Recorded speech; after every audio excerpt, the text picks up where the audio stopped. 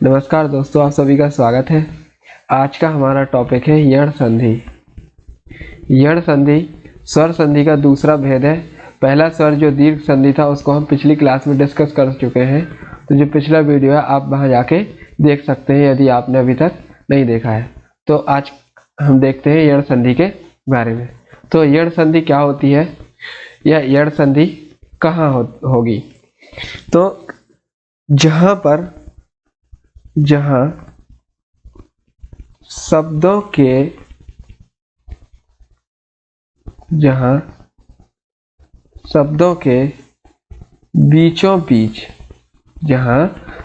के बीचों बीच या रा बा वर्ण हो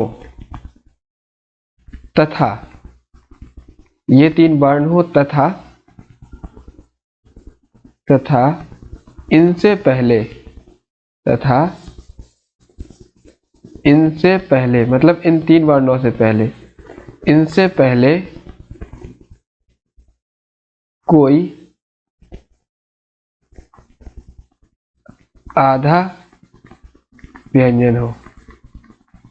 अगर ये कंडीशन फॉलो हो रही है तो वो कौन सी संधि कहलाएगी? वो यण संधि कहलाएगी। अगर ये कंडीशन फॉलो नहीं हो रही है मतलब शब्दों के बीचों बीच या रा बा वर्ण नहीं है और वहां अगर ये वर्ण है भी और अगर कोई इनसे पहले अगर इन तीन वर्णों से पहले या रा बा अगर इन तीन वर्णों से पहले कोई आधा व्यंजन नहीं है तो फिर ये कंडीशन फॉलो नहीं होगी। मतलब हमें ये दोनों चीजें होनी जरूरी है कि या रा बा वर्ण होने चाहिए बीचों बीच और इन तीनों वर्णों से पहले कोई आधा व्यंजन होना चाहिए, तभी वहां पर यण संधि होगी। अगर ये कंडीशन फॉलो नहीं होती है तो वहां पर यण संधि नहीं होगी। दूसरा पॉइंट देखते हैं। दूसरा पॉइंट क्या कहता है कि जहां किन्हीं दो स्वर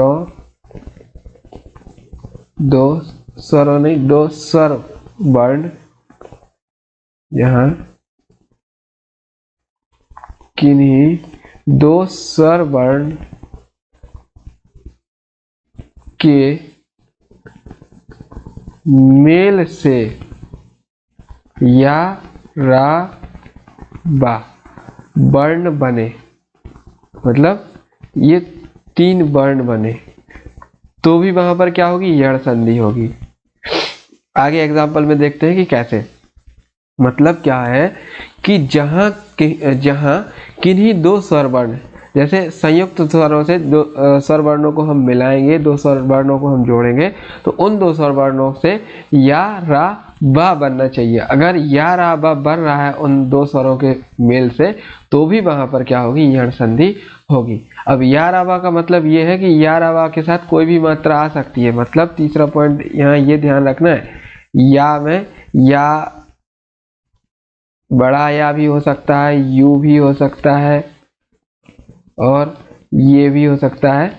ये इतनी कंडीशंस होनी चाहिए। मतलब या भी हो सकता है, बड़ा या भी सिर्फ ये नहीं कि या सिर्फ या बस होगा जिसके साथ कोई मात्रा भी नहीं लगी, मात्रा भी लगी हो सकती है। अगर मात्रा भी लगी है अगर इन तीन वर्ण के साथ तो ये तीन वर्ण शब्दों के बीचों बीच है, या फिर दो वर्णों के स्वर वर्णों के मेल से ये शब्द बन रहे हैं, ये वर्ण बन रहे हैं मात्राओं के साथ वाले भी, तो भी वहां पर यण संधि होगी। रा में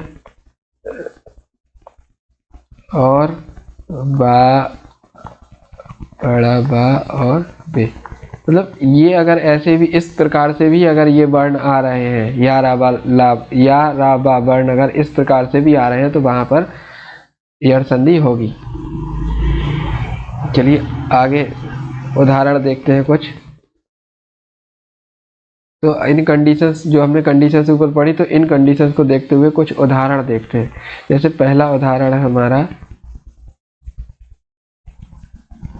प्रत्यक्ष, दूसरा उदाहरण है हमारा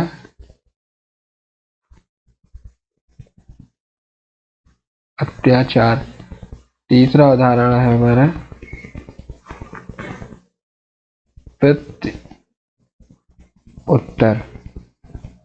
चौथा उदाहरण है हमारा मात्राज्ञा,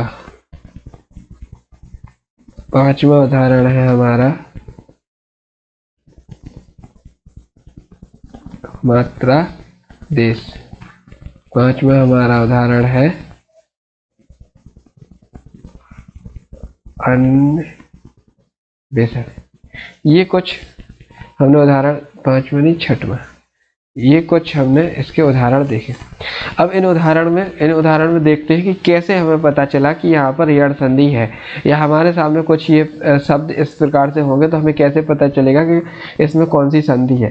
तो अगर देखा जाए ये शब्द हमारे सामने है प्रत्यक्ष, तो इसको अगर अलग अलग इसका संधि विग्रह किया जाए, संधि विच्छेद अगर इसका किया जाए तो प्रति और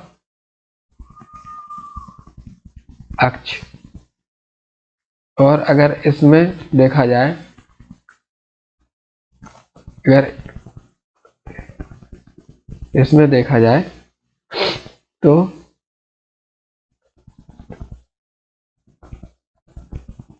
अति प्लस आचार, अति प्लस आचार। इसमें अगर देखा जाए तो प्रति प्लस उत्तर।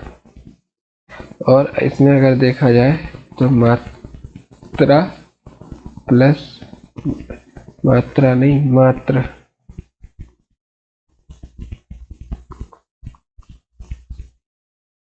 मात्र प्लस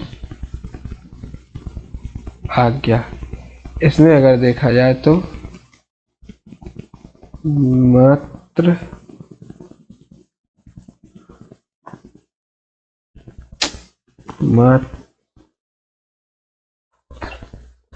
मात्र आदेश।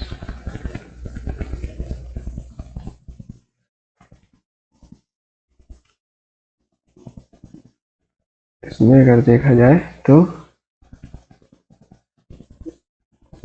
अनुएषण,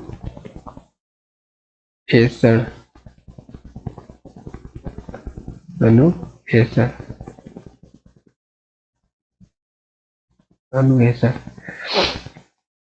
तो ये हमने देखा, इनमें कोई संधि विच्छेद करके देखा।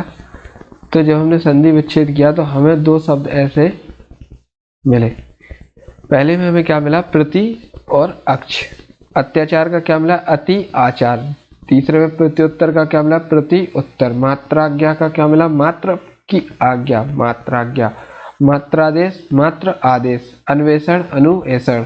तो अगर अब इनमें देखा जाए तो इसके साथ, इस ता के साथ कौन सा स्वर लगा है, ता के साथ अगर देखा जाए तो इसके साथ छोटी ई लगी है। इसके साथ क्या है, एक स्वर, इसके साथ आ स्वर है। इसके साथ ई है, इसके साथ बड़ा आ है।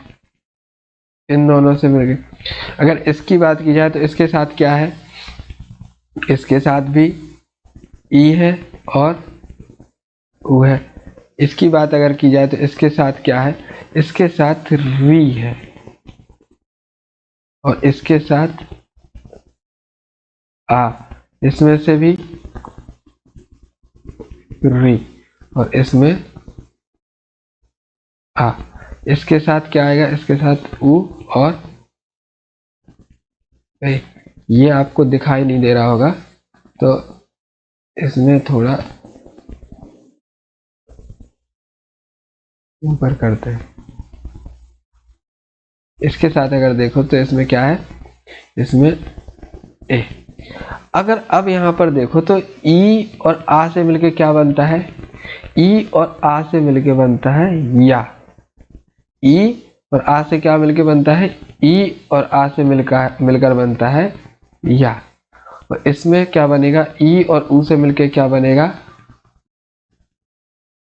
यू। और इसमें क्या मिलके बनेगा, री और री और आ से मिलके क्या बनता है,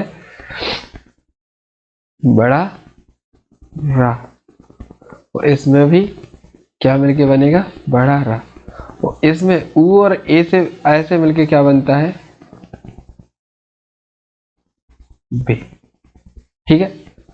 अगर देखा जाए इनमें तो इसमें से क्या आया, इसमें से प्रति में से हमने क्या लिया, करा लिया। इसमें से क्या बचा, ये जैसे ती था तो अगर इसका वर्ण विच्छेद करेंगे तो ती में से क्या आएगा, ता और ई आएगा, ता और ई आएगा, छोटी ई आएगा। तो ई तो हमने ले ली, ई तो हमने अलग निकाल दी।